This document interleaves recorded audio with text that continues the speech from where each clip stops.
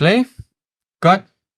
Bent Nielsen, welcome to the podcast. And this is one of the episodes that I have been looking very much forward to, because we have a lot of athletes, we have a lot of different things, but we're both very interested in the philosophical part and the thinking part of stuff as well. And you, Mads, is very much into Chinese medicine and acupuncture and stuff. And I've been living in China, so it was almost written that we had to do this one about Book of Changes. And I can start off by saying a little bit about Book of Changes, and then you can begin, Bent, because you know a lot more about it. Bent is a professor at Copenhagen University, and he's written a book about a companion to I Ching in numerology and cosmology, which is a companion for this one, right? Or any one of them. So I can start off by saying a little bit about I Ching, and then you can correct me if I'm wrong.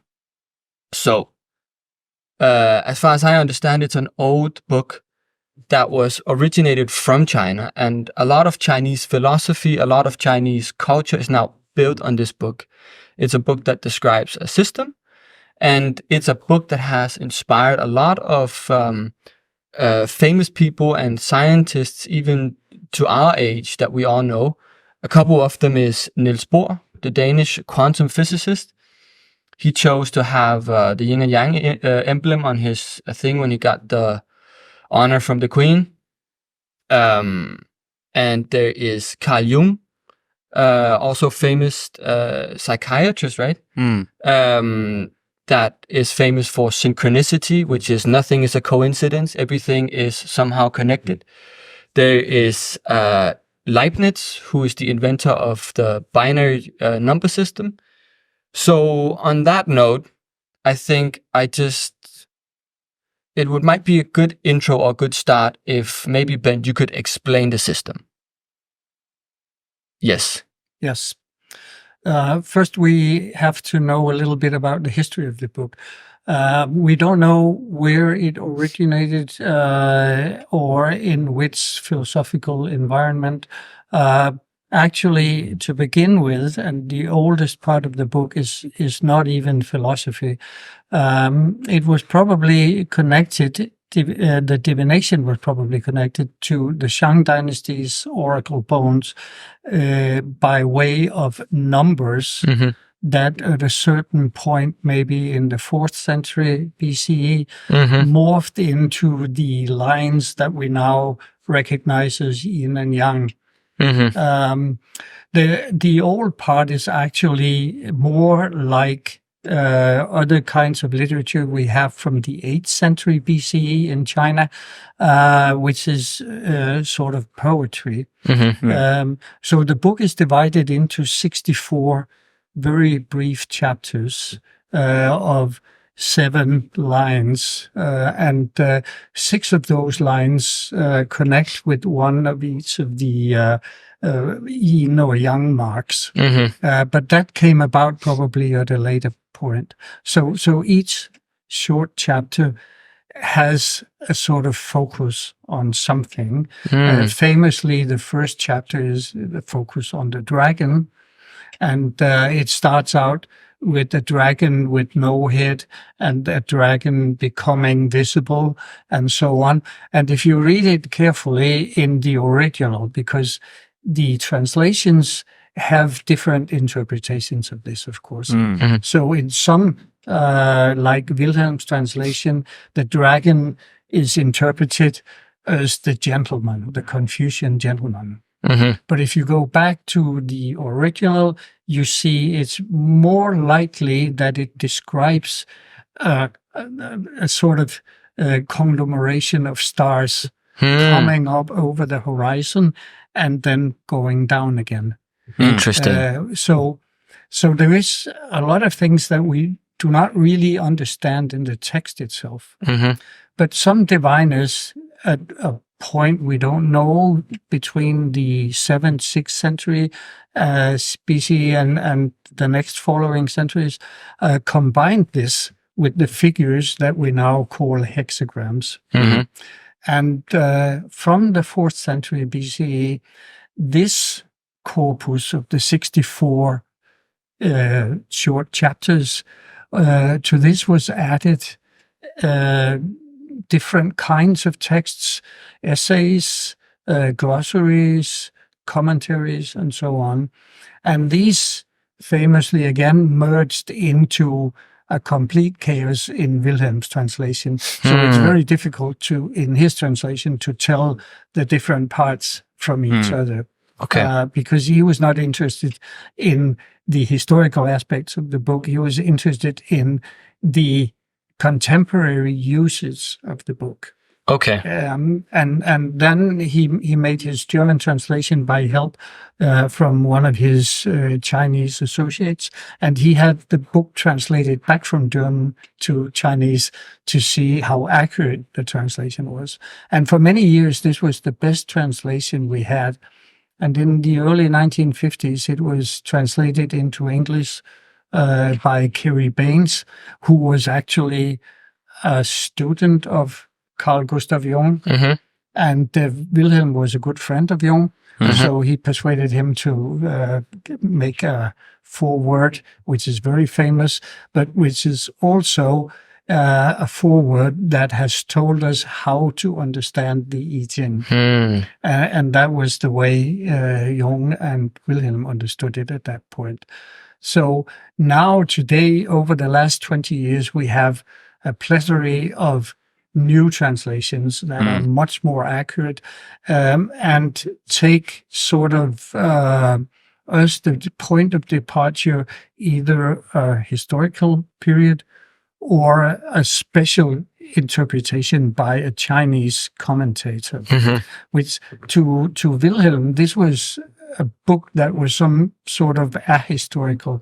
It was a book of wisdom that would at all times be consulted, and you would be able to consult it 200 years from now as well, because it was completely taken out of any historical context. Okay. So when you say consult, it was used as an oracle to ask questions, kind of like tarot cards. Yeah.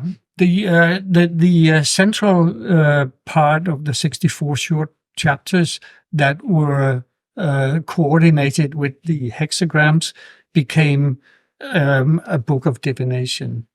And with what exactly does that mean? Divination, book of divination.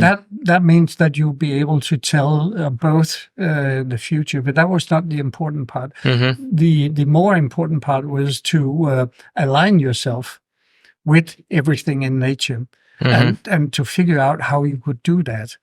The book is called I Ching in Chinese, and I means change. Yeah, and those chapters that were added from the 4th century and the next couple of centuries were actually philosophical essays, among others, that explicited what change was, because we have many kinds of change. We have transformation.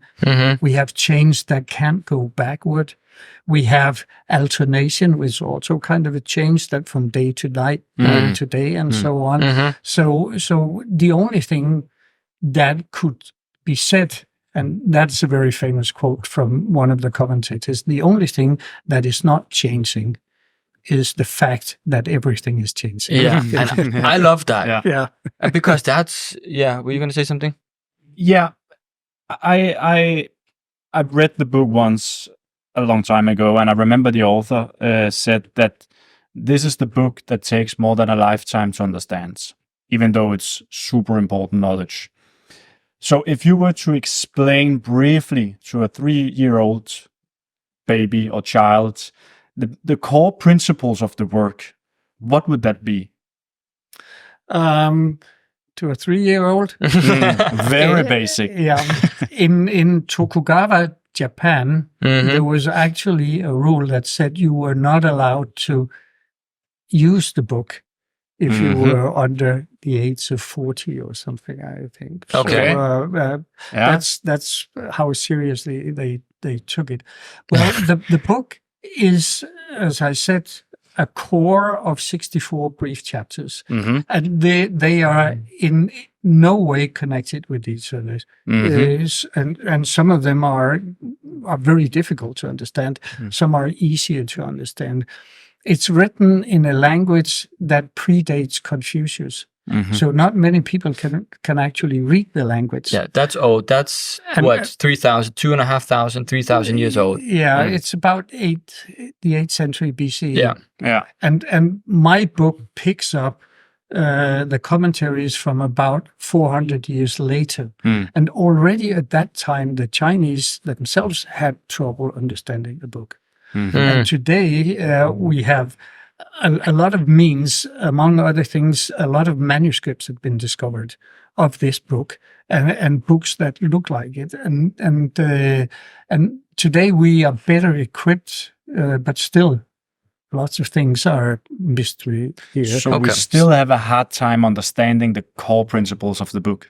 Not the principles, because they were invented later, but the text itself. Okay. What does the text actually say? Yeah. So it's highly dependent on the commentator that you use for trying to translate the book. There's no way you can actually do that without those comments that sort of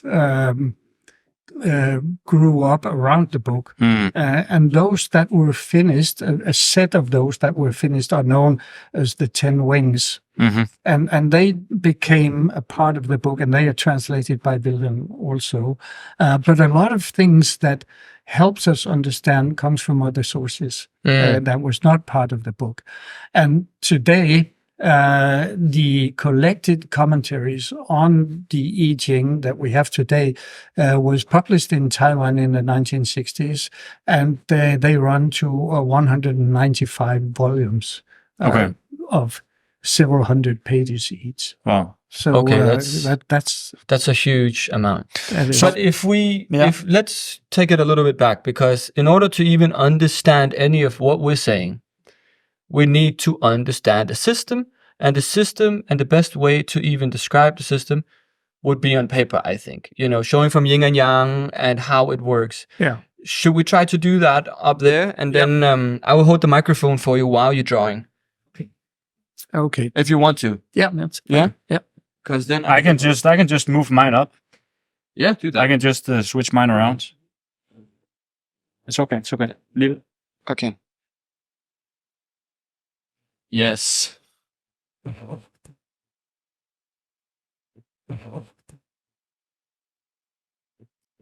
So the 64 chapters were combined with what I called hexagrams before. And these are figures like this, 6 lines on top of each other, and an unbroken and a broken line. There are these combinations, and the unbroken line is considered to be yang, and the broken line yin. So all possible combinations of this would be 64, and that's what we have. That's why we have the 64 chapters there. Something suggests that before these lines became yin and yang, they were actually numerals. And What does that mean? Numerals 1 to 10 or 1 to 9. Okay. Yeah. And we found lots of examples on this in archaeology. Some of those numerals were written on the oracle bones. How they worked there, we don't know. But we can recognize from the early manuscripts we have discovered that actually there were numbers there as well instead of the hexagrams. So one thing that leads us to see a connection here is that the commentators tells us that the yang lines can have a value of either 7 or 9, and the yin lines can have a value of 6 or 8. So in fact, instead of 2 different kind of lines, we have hidden under the surface 4 different kinds. So in the old days, again, we are told, and this does not go back 2,500 years, it's maybe 2,000 years ago, we have a text that tells us that you use milfoil leaves, or not leaves, milfoil sticks, which you manipulate in certain ways to get to these four numbers. Yeah. So if you wind up with the number 6, you will draw it as a yin line. Yeah. But you will also remember that it's a yin line with the value of 6. And if you get a yin line with the value of 8, you will draw again a yin line, but remember it has a value of 8. Mm-hmm. So when you have the final hexagram, you look at those lines that have the value of 6 or 9, because these are changing lines. So if we try to see the 2 lines below here, and you always count from below, that's just how it is. So this is the first line, this is the second, third, fourth, fifth. These are like binary numbers. That's what they appear, Yeah. but under the surface there are actually 4 numbers. Okay. So if we say this Yang number was achieved by the number 9 and this was achieved by the number 6, Mm-hmm. that means that these 2 lines are changing. Mm-hmm. And that allows you to construct a new hexagram where the first line that was Yang in the first hexagram becomes Yin in the second. And this with the value of 6 becomes a Yang line in the second. The rest are obtained by the values 7 and 8. So these are lines that do not change. Yes. So you just copy those as we saw before. Yeah. So here we have an entirely new hexagram. Mm-hmm. So the system as we know it today, and that's again due to later commentators, is that when you do the sorting of the milfoils or later traditions with 3 coins, head and tails. So if you have 3 coins and you give heads the value 2 and tails the value 3, you get the combination of these 4 numbers when you throw them. Yes. Let's say you get 2 heads and 1 tail, that's 7, right? So, Yes. So that's a much quicker and easier way. But true aficionados, they want to use the milfoil. Yeah. How do we come to this knowledge in the book? Because now, for my basic understanding, we are pretty far out now. Yes. How do we learn these principles in the book? These principles are how we interpret the commentators that and the essays and glossaries and things I mentioned before that entered the book from the 4th century and up till the 1st century BCE. That's where we have this knowledge from. Some of it even later, actually. So in the 8th century, where we think the book was compiled for the first time, we have no idea. And before that, it was probably an oral tradition that was handed down from father to son and so on. And how they did things, we don't know. Yeah. So, but having done this divination and reached the first hexagram and the one that we can construct based on the changing lines here, we can read the text of this hexagram, and that would tell us what situation we are in at the moment. Yes. And then you go to the next hexagram and figure out what is the text to these changing lines here, because that may give you a clue to what the future might be. Yes, and maybe not as much the future, but how to align with the changes that are coming. And that, of course, is also the future. But it's less obsessed with predicting the future as we are maybe in the West. It's more, how do I harmonize my own life with what's going on in nature? Yeah. Can I try to draw something and have you comment on it? Because I think what you meant also before is how do you get to the hexagram itself, right? Yeah. And as far as I understand it, and I'm not the expert, so I don't know. But you have yin and yang, right? You have yin and yang right here. Yeah. That is fundamentally 2 forces in nature, in relationships, in people, in the smallest, in genes, and everywhere you can see, you will always find these 2 poles. And they will always attract each other in a way. Why? Because one is the one that forces, it's the creative, it's the one with movement, and the other one the feminine, the one that receives, the one that takes, the black, the dark. So you have these two forces, you have plus and you have minus, basically. And these two is what then will create, like you also did up here, they will create then two more versions. Because you can have this one above and this one below, or you can have it the other way, where this one is big and this one is below, right? And you can do the same. Oh, no, sorry. You can have one where there's two of this and one of them like that, right? Yeah. And then you can do one where there's two of this. So in that way, one becomes two. And then the next thing is you can add another one. And then you got the trigrams where you have, for instance, this one. And this is where it channels all the way down to 64 possibilities. And these 64 possibilities, it's said, as far as I understand, if you understand the 64 situations and you know them by heart, then you will understand everything in the universe. Then you'll be wise. That's how I understand it. And that's how it springs from yin and yang all the way down through, right? But it basically, maybe we should sit down, or I don't know, but is this the right way to understand it? Yeah, that's the progression. So we have from yang and yin, and then we go down to and these are called the 4 images, like we have them here. And then we have the 8 trigrams, and then we jump directly to the 64 hexagrams. Yeah. So there are no figures of 4 lines or 5 lines. It's important to realize that the core text, and now I'm not talking about these figures here, but the text in the I Ching that goes back at least to the 8th century BCE has nothing to do with this in the beginning. When this text was written down, there was no idea, as far as we can tell, in intellectual life in China of yin and yang. Okay. That only began in the 4th century. And this emblem here that you draw here, which is very famous, and lots of people think that this is very old, and it is, but it's not as old as many people think. It's the earliest example we have of this picture here is from the Song dynasty, which is about the year 900, 1100. Okay. That's after the Viking Age, actually. Okay. So there is no examples of this before that. Interesting. Yeah.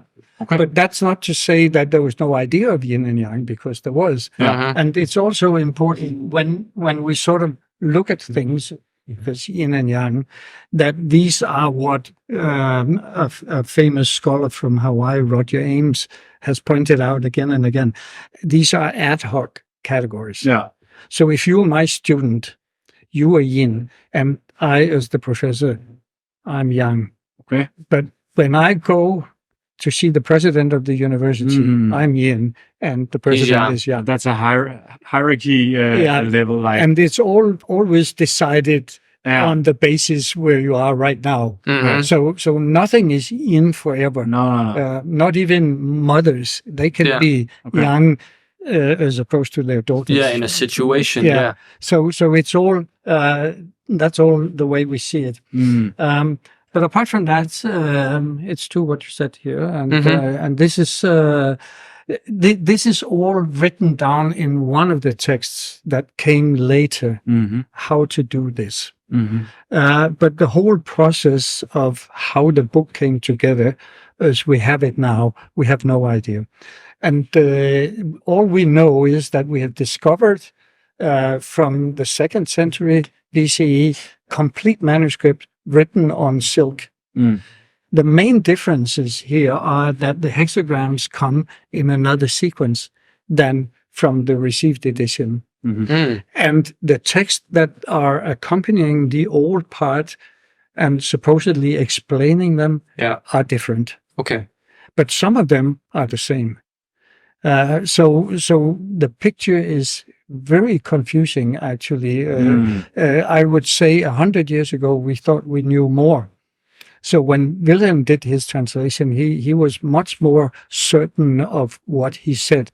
than he would be today, because the last few decades have given us so many manuscripts that have been discovered archaeologically that shows us books that are almost the same, books that are supposed to be the same, and books that are entirely different, but all directed at the same, that you can use them for divination to align yourself with the changes in the universe.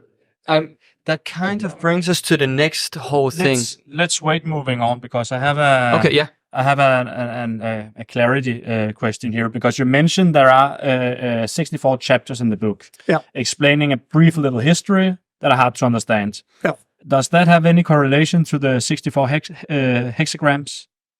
Yeah, they have been put together. So if you imagine the texts as little poems of 6 lines, then each line has been correlated to each line in the hexagram. So you will have, like I said, in the first hexagram, the first line, it says there's nothing. And in the second line, it says the dragon is visible over the horizon. And then the third line would say something like the dragon's in the sky. And then you have to imagine, if you go with that interpretation, that you have the full constellation of stars. And then in the fourth or fifth line, it says dragons without head. And that's because now the stars have moved, so the first parts of the star are below the horizon. But so I've never heard that part. I've read the Richard Wilhelm translation, but I have never heard the cosmology part, like the one you just mentioned, and also what you say, the come up and it goes down. But I guess it kind of makes sense because, you know, that age was when we were really analyzing the stars. Can you explain a little bit about the relationship between that, like the cosmology? Because I've never heard that before. Let's take the first part again, which is about dragons. So the dragon in Chinese culture is a benign creature with a lot of power and associated with everything that's good. It's not a beast that kidnaps princesses or anything. So at a very early age, the dragon was sort of seen as a symbol of the consummate gentleman in Chinese culture, the person who did the right things and so on. And then this was read into the chapter, which probably originally meant something else. But the dragon, instead of a constellation, was taken to mean the gentleman. And this is the interpretation that Wilhelm follows. And that's fine, because that's how it was for many, many centuries. That's how it was understood. Today, many people are more interested in what was the original meaning, and they're trying to dig past these layers of Confucian interpretation that colors this translation.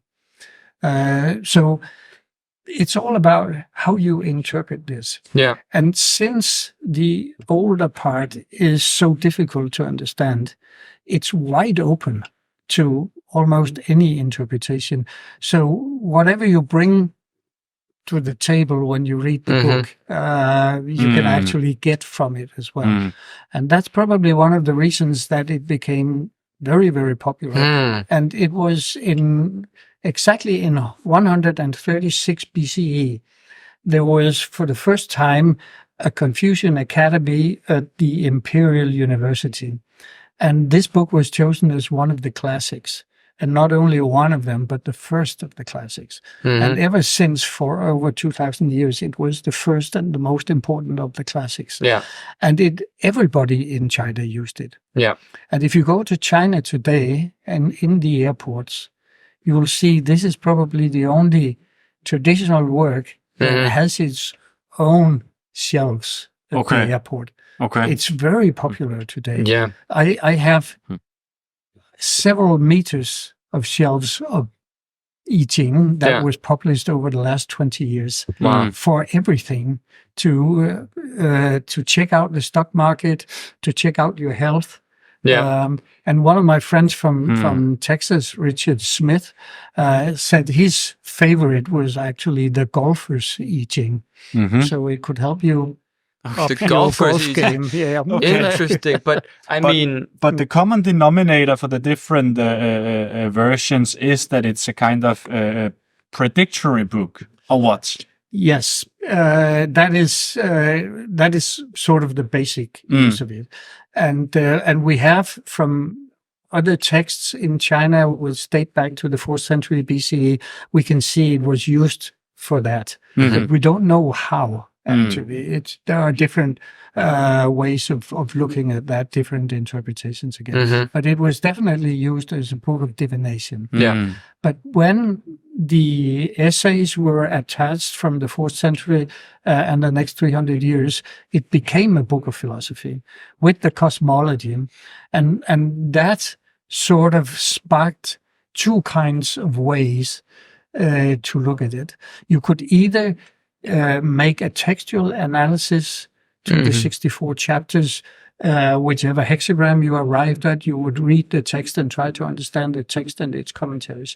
Or you could completely disregard the texts and then go with all the numerology and symbolism.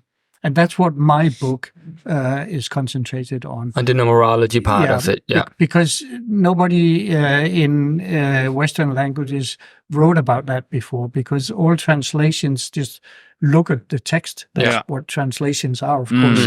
But there's all this beside it. Yeah.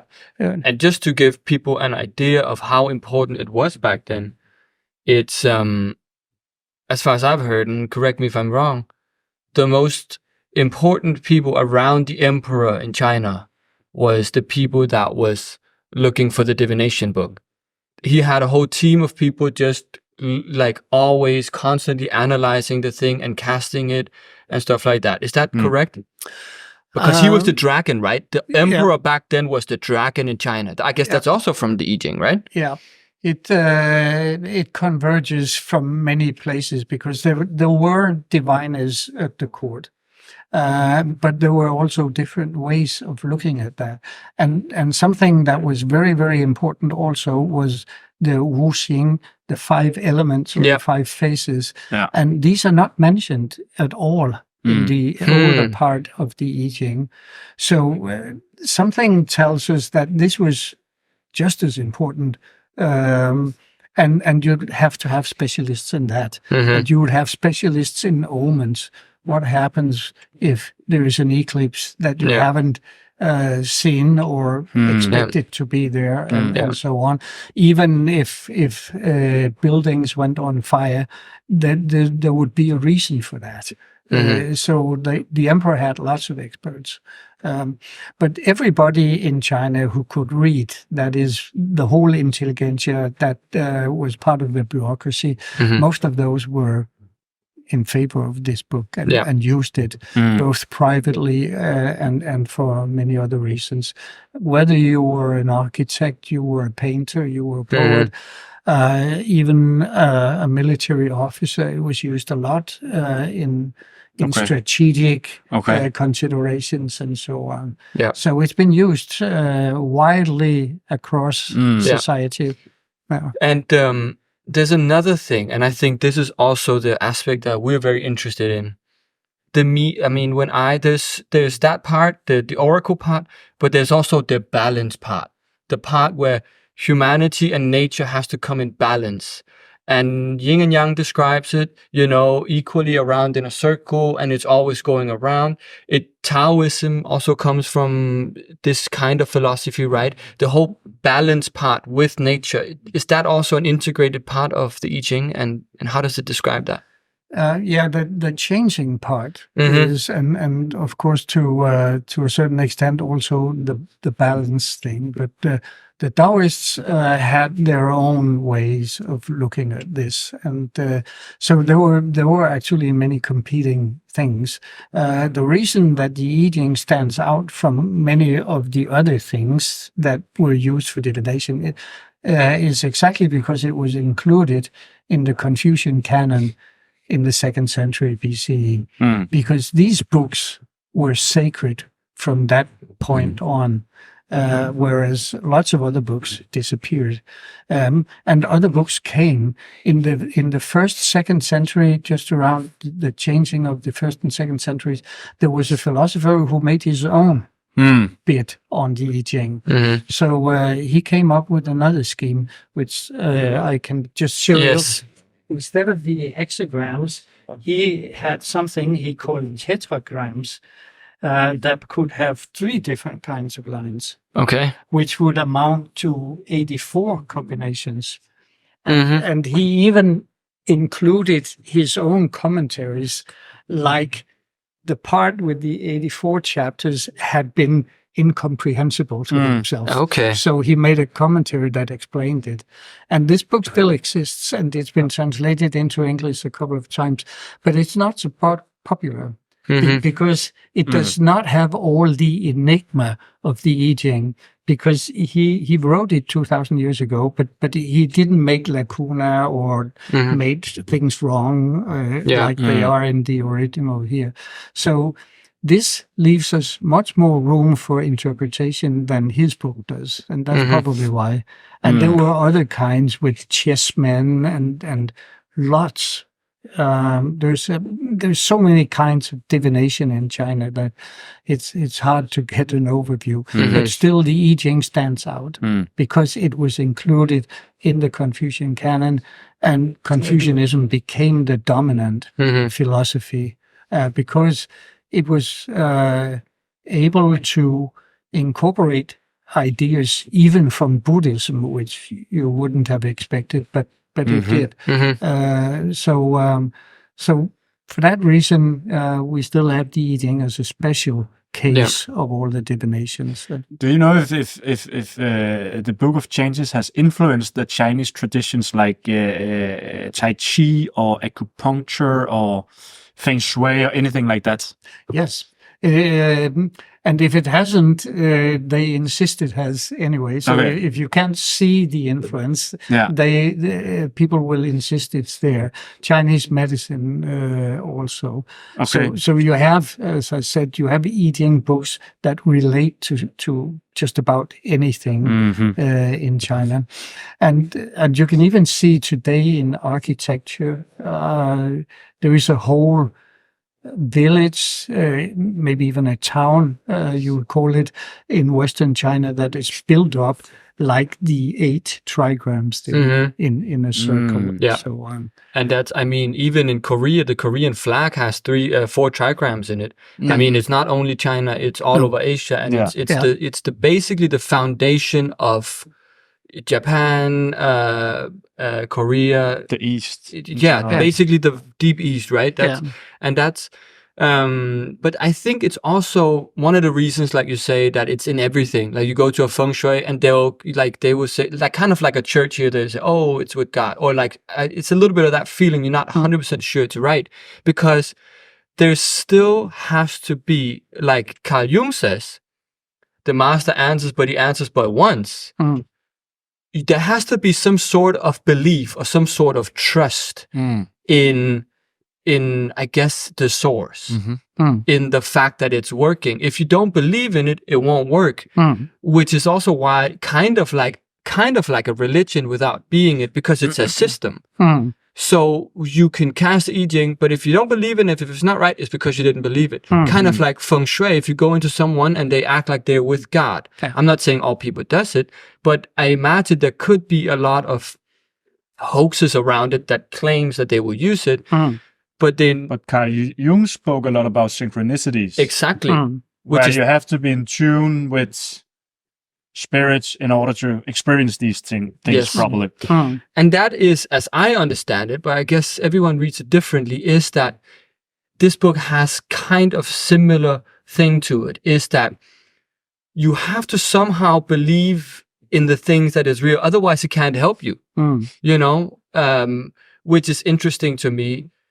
And what do you think about that? Like the whole, it's not a religion, but I mean that part of it.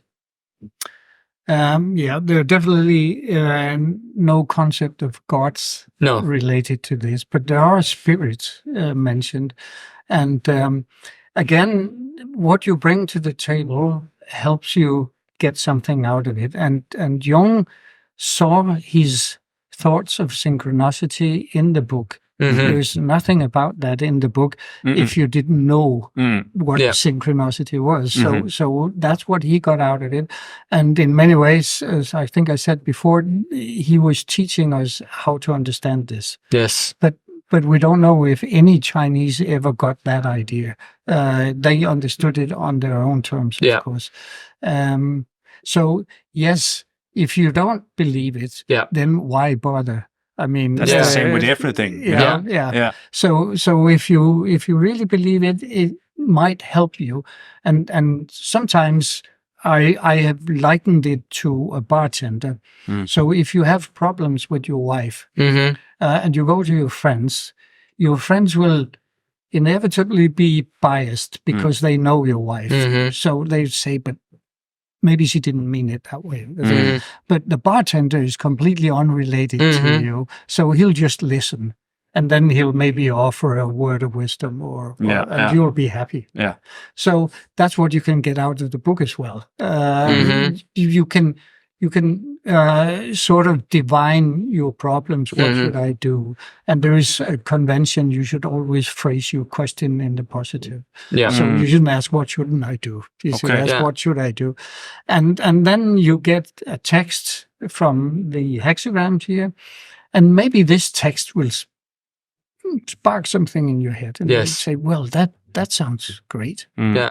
I've done it for fun a few times, and I can easily see how you can make things work. Yeah. And it's much like horoscopes. If you sometimes read horoscopes and you discover, oh boy, I read the wrong one, but that was true too, right? Because you want it to happen. Yeah. And that is also the trick used by there are many people in China today that will divine you for 100 sitting on the streets. And their interest is also that you walk happily away because then you'll probably come back.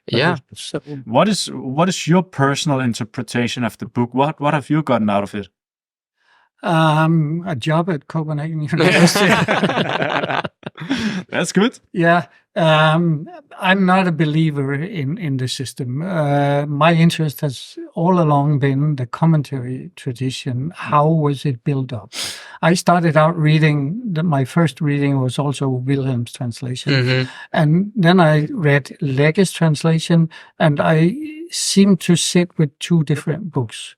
So I decided, it's just a mental note, that I should one day be able to read it in Chinese. And a few years later, I started studying Chinese. I think I forgot about it then, but then I recollected it. And now I see that a lot of stuff that's in Wilhelm's translation is not in the original I Ching. He availed himself of many later commentaries and traditions because he was reading a very late. The edition he translated was the official edition, the official imperial edition that was published in 1715. And incidentally, it's the same edition that James Lege translated, and even so, they came out with two very different translations. Yeah. So if you read that, Wilhelm's translation is rather faithful to that. But that imperial tradition is not faithful to the original because it incorporates thoughts that was harvested in Buddhism, Taoism, and other places. Yeah. So it's also, when you read these, you can't take it as a Bible, or it has a personal aspect to it. If you have, I mean, everyone that has, but I think that's also what is interesting about it, because I agree with you. When you read some of these things, I've also tried it for fun, and it's sometimes very accurate because it tells stories. You know, picture you're walking down, a robber comes out and takes your money. You have these ways of, you know, it brings out a picture in your head, and you can so vividly imagine what it is. And then it tells you how to react in that situation. And then it's basically up to you to understand how you're the robber. Are you not the robber? Where are you in this situation? And once you read it through, if you believe it and if you're actually looking for it, there will be something in there where you're like, holy hell. And maybe a couple weeks later, you'll be thinking like, that's actually true. You know, I've had that feeling before where I'm like, this is so interesting. Even one time when I asked a question, I just opened up the book just for fun, just to see what page I was on. And it was just so accurate. And what I find interesting is it's also presenting a fractal way of doing it. You know, I think that's why Leibniz and Niels Bohr and people, they looked at it and they were like, it actually kind of makes sense. Because what I've heard, and I'm not sure, is that the more time that actually goes, the more accurate it gets. I mean, if you look at quantum physics now and people talking about the fact that our whole existence is a simulation, right? What describes that better than a fractal system where everything goes down? It's basically a computer system with zeros and ones when you look at it, right? Which is created from what? Leibniz, who looked at this book, found the binary system, which was then used later to computer coding. And now people are describing a simulation. And Niels Bohr, also quantum physicist, and quantum physics, which is also the most, you know, interesting form of physics that we have today, is the fact that everything can be everything at once, you know, like a quantum computer or something like that. Everything is interchangeable, kind of like this. What is your thoughts on I Ching becoming more and more relevant in terms of like physics and modern things and the system? Do you think that? No, I don't think so. I think it's as relevant as it always was. And whenever we come up with new ways of looking at life, we will be able to find something there that somehow corresponds to it. So I guess the main point, at least for Bohr, in what he saw in Chinese thought and I Ching, was that there is no dualism in the traditional Chinese thought.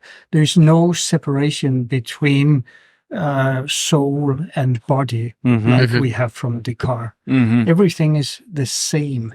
So you might think that the yin and yang are actually a sort of dualism, but it's not. It's a polarity. And before these concepts became philosophical concepts, yin meant the shady side of a mountain and yang meant the sunny side of the mountain. And it doesn't make sense to talk about the shady side of a mountain if you don't have an idea of a sunny side. Whereas a dualism, it makes perfect sense in 18th century philosophy in Europe to talk about the soul completely disentangled from the body. And we had that from Greek philosophers as well. So, but that's not the case in China. You don't have two completely different things. You have a soul, of course, but it's part of your body. And it exists in everything at once. Yeah, it's not something you can take with you anywhere. And the same with gods in China. They are around us. They are not in a completely separate sphere in any ways. So I think that's one of the things. But coming back to the accuracy of predictions or divination, there are phrases that are repeated throughout the book. One of them is, I think, in Wilhelm's translation, that it's favorable to cross the great water. And you can make that mean whatever you want, right? So, and there are several others of these.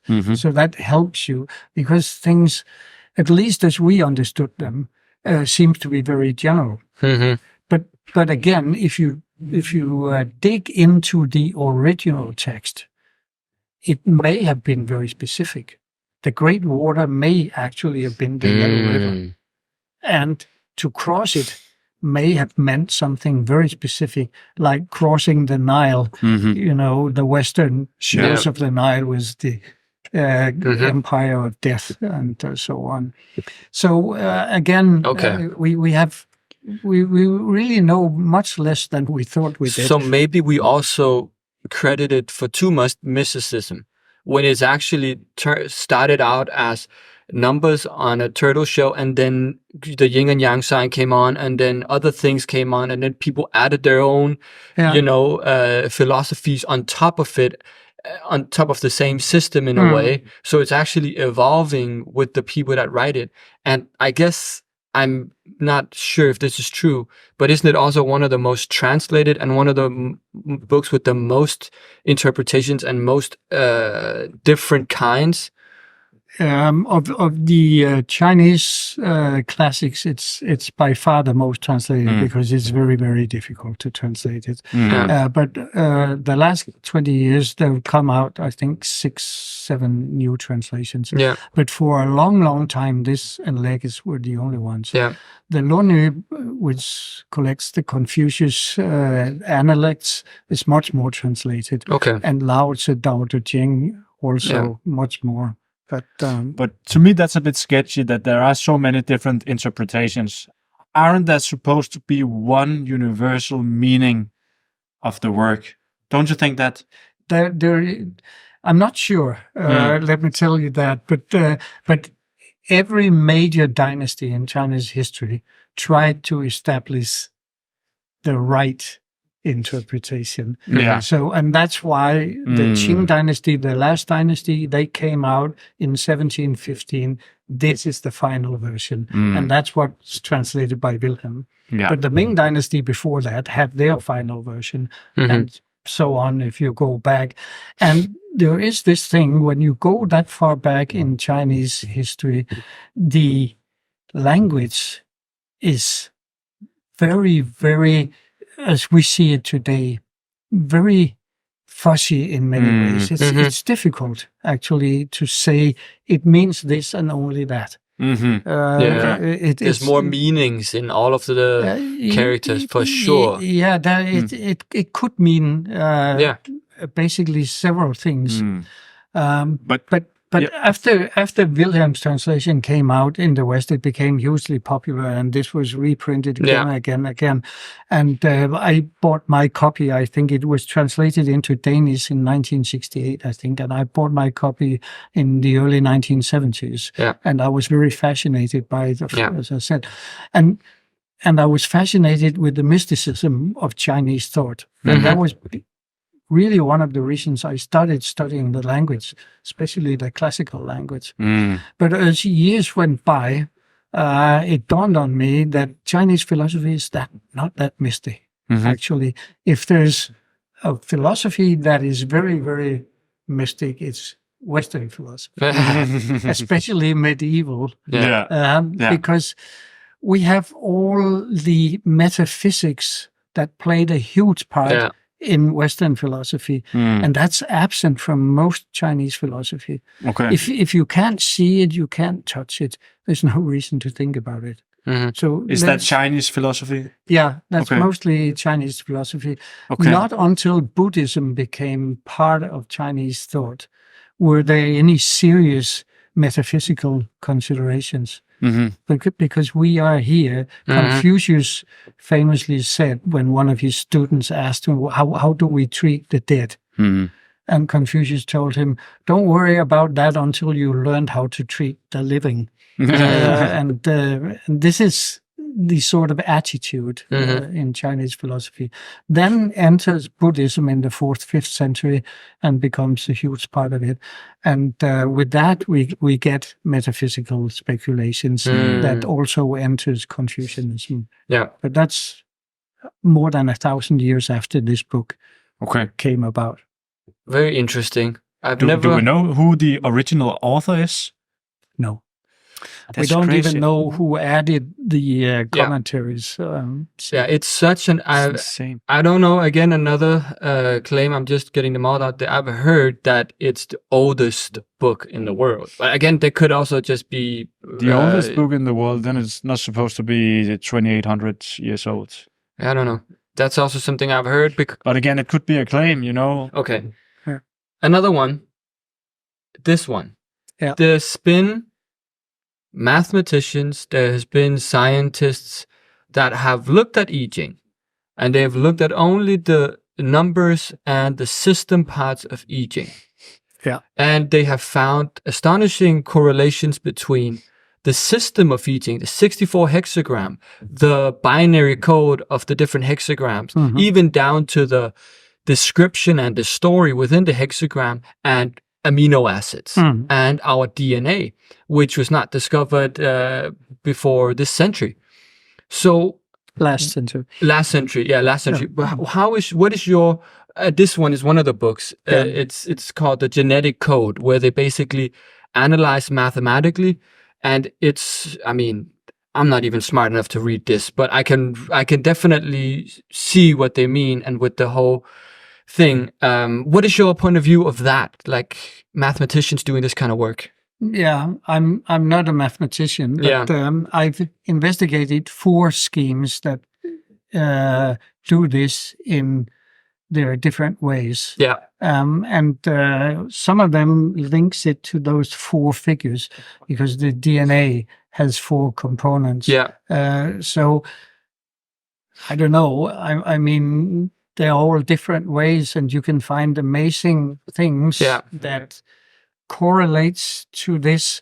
But if you put on your critical glasses, you can also find things that don't. Yeah. So and this is very much an attempt. It's not a scientific book, because it's very much an attempt to prove what they start out with. Okay. So they ignore anything that does not fit into the picture here.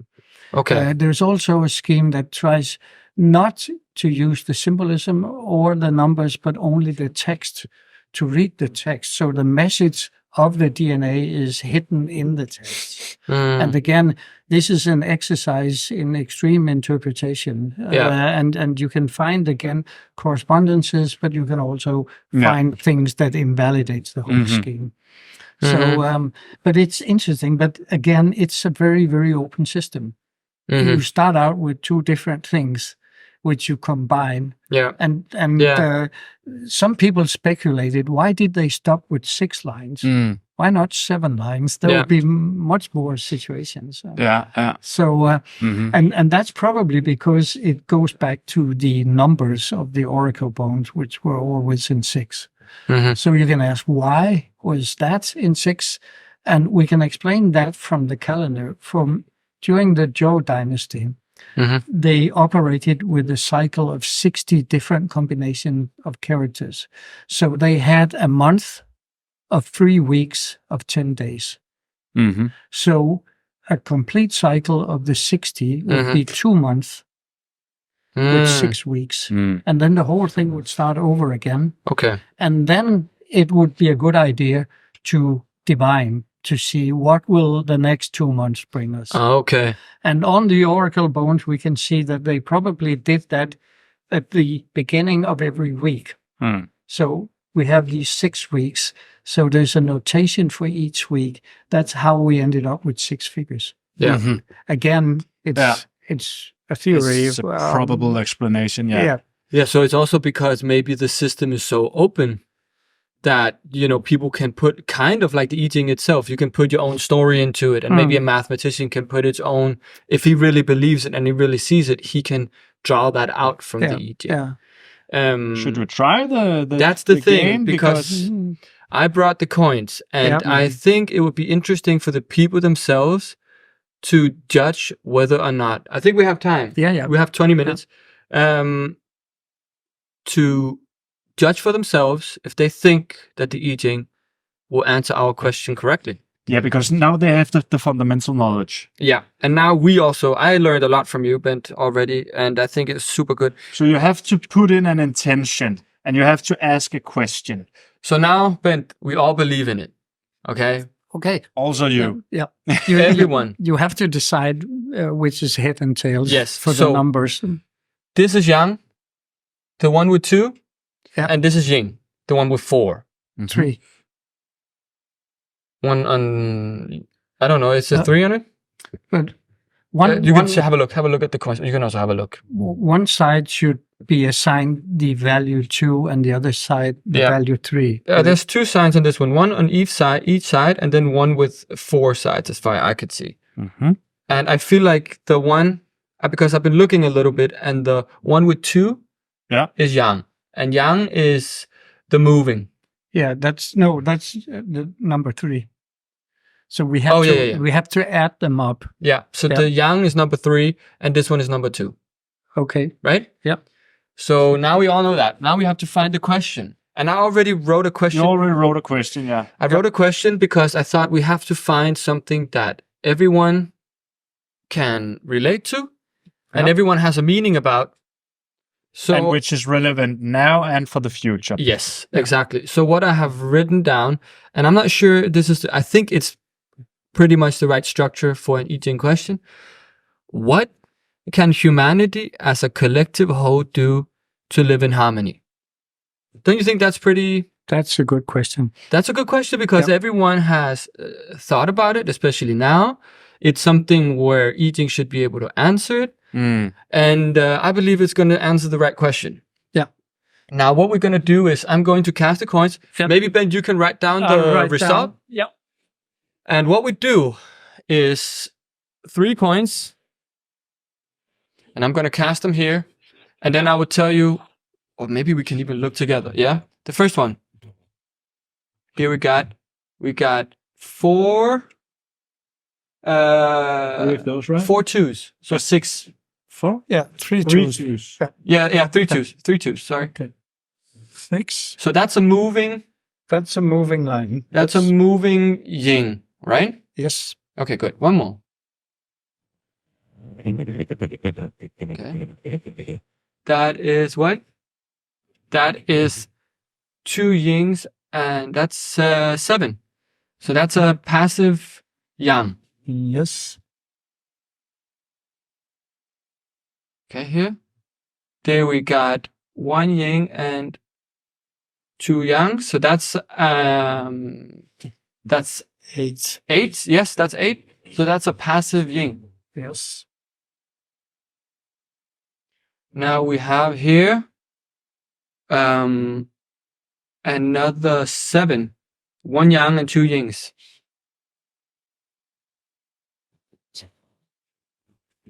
Okay, here. Now we have 2 yangs and 1 yin, which is 8 again. Yep. How many are we on now? And the last line. The last line is what is that? That is 7. So 6, 7, 8, 7. Yeah. 8, 7. So okay. This is the original, and then we get the future one. Yes. Okay. So the left version is the present, the right is the future for our question, right? Yes. Yeah. And now I will look up the first one. Yep. Okay. Is there a good way to look it up even? There must be, right in the back. A table in the back, isn't it? Yeah, I think so.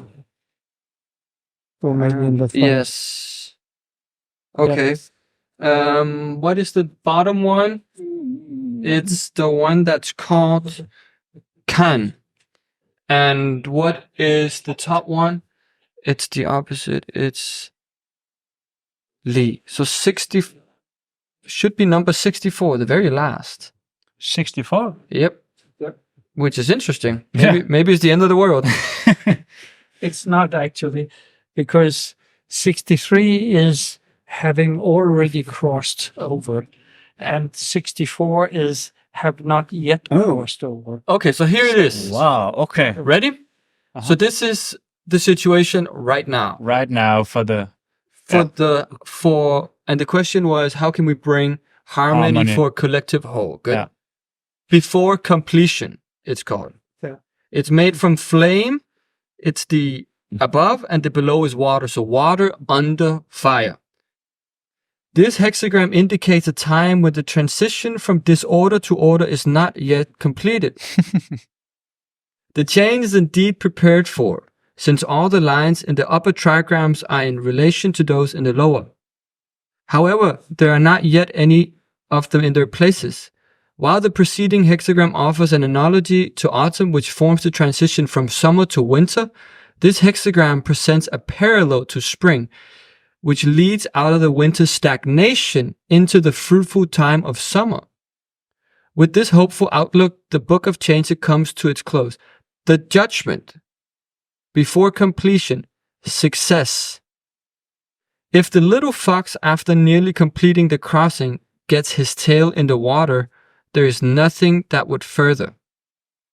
I guess what that means is, well, there's more actually.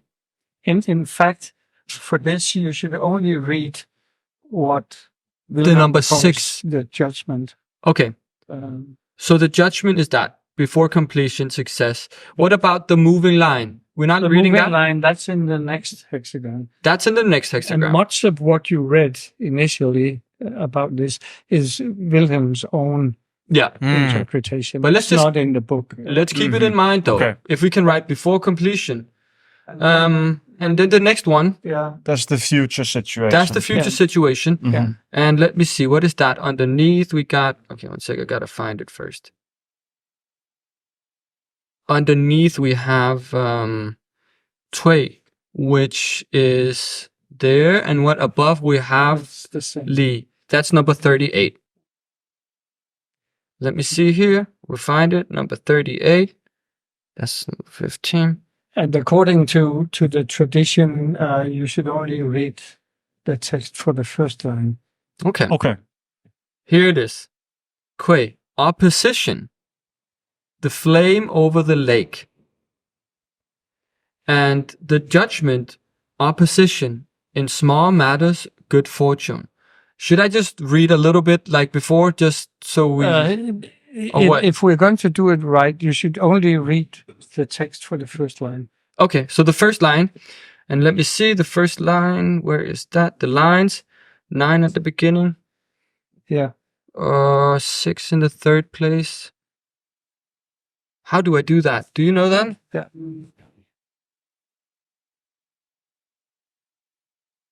So 9 at the beginning means remorse disappears. If you lose your horse, do not run after it. It will come back of its own accord. When you see evil people, guard yourself against mistakes. That's the text. That sounds like a war coming. Yeah.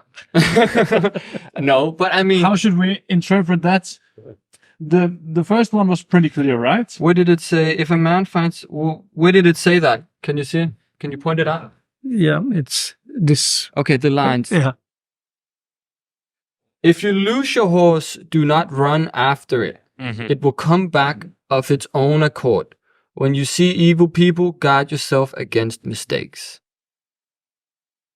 I mean, So if the situation is out of control, yeah, it seems, when the horse is which it is. yeah. And Then you we shouldn't should force just- anything. No, Just let it pass. Yeah, it will. It will pass. It will change. And Mm-hmm. Yeah. that's the. So the entire- situation will come back by Yeah. itself, naturally. Yeah. Harmony. Don't force it. Yeah. Yes. But it also says when you see evil people, which there are a lot of right now, Mhm. guard Supposedly. yourself against mistakes. And I mean, it kind of, again, we can read a lot of things into the line, but what we did ask was, what can humanity do as a collective whole to live in harmony? So the good answer is don't do anything. And if you see evil people, just guard yourself against mistakes. You can interpret on that too.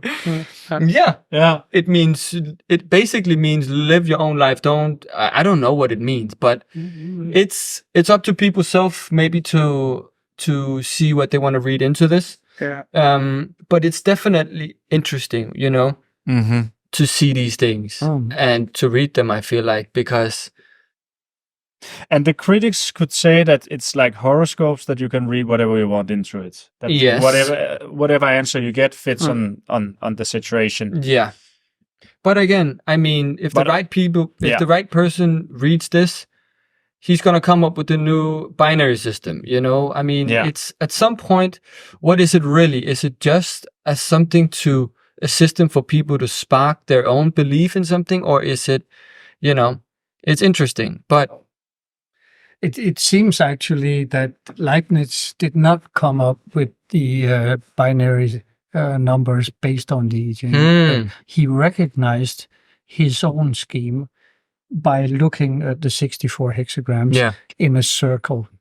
And then they would describe the numbers 0 to 63 in binary numbers. Interesting. So, but he came up with the idea independently, I think.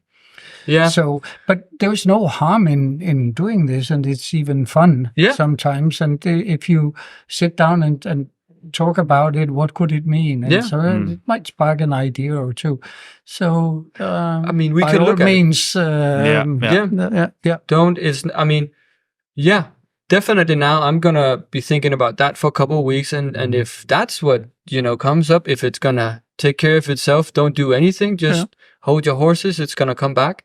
And if you see evil people, don't do a mistake. don't say yes to that deal. But as long as you don't get obsessed with it, like the Dice Man, right? The book. You should look that up. Yeah. The protagonist in the novel gives up on the world. So he thinks, from now on, I'm going to live my life according to dice. So whenever he has to make a decision of something, he lines up 6 possibilities and then he rolls the die. Every time. Yeah. You can't do that. you can't just do that, because then you're setting yourself up for coincidences. In some way. And but I still think it's an interesting book, and I think it's so interesting, the view that you gave me on this book, on the fact that it's been developing over many years. But I also think still there is something, even though I still think there is something interesting about the fact that it's so old and it's still so relevant and it attracts so many great minds. I think it's, I don't know, there's something to me still, something I can't really put in a place like that's the reason.